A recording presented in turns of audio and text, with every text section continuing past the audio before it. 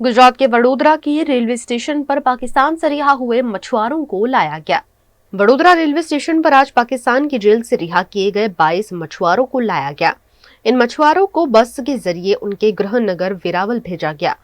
पाकिस्तान द्वारा 22 भारतीय मछुआरों को रिहा किए जाने के बाद वे भारत लौट आए हैं। इन मछुआरों को पाकिस्तान की मरीन सिक्योरिटी ने अप्रैल 2021 से दिसंबर 2022 के बीच गिरफ्तार किया था। इनमें से अधिकतर मछुआरे गुजरात के गिर सोमनाथ, राजकोट, देवभूमि, द्वारका और दीव के रहने वाले हैं, जबकि एक मछुआरा उत्तर प्रदेश का भी है।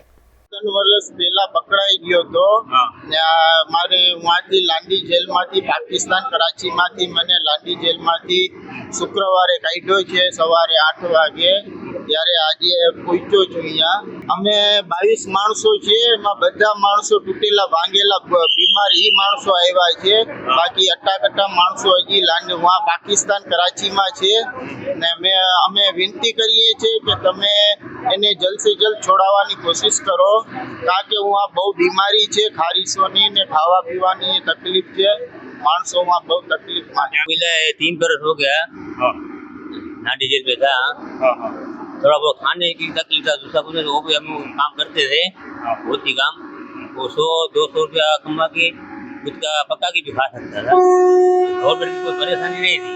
પાકિસ્તાન મરીન સિક્યુરિટી એજન્સી દ્વારા એપ્રિલ 21 થી ડિસેમ્બર 22 ની વચ્ચે જે માછીમારો પકડાયેલા હતા એ પૈકીના માછીમારોમાં અત્યારે હાલમાં આપણે 22 માછીમારોને મુક્ત કરવામાં આવેલા છે અને તેઓ અટારી બોર્ડર ખાતે તારીખ 22 ના ત્યાં આવેલા હતા। એમનું ઇન્ટ્રોગેશન કરવામાં આવેલું છે અને એ પૈકીના બધા 22 માછીમારોમાં ગીર સોમનાથ જિલ્લાના 14 માછીમારો છે, રાજકોટ જિલ્લાનો 1 છે, 3 દેવભૂમિ દ્વારકાના છે, 3 દીવના છે અને 1 યુપીનો છે। એમ બધા મળીને ટોટલ 22 માછીમારો જે છે એ હાલમાં આપણે અત્યારે બરોડા ખાતે પહોંચી ગયેલા છે। હવે બરોડાથી એને આગળની મુસાફરી અમે બસ મારફત એમના વતનની નજીક ગીર સોમનાથ જિલ્લામાં વેરાવળ તાલુકા ખાતે આપણે લઈ જશું।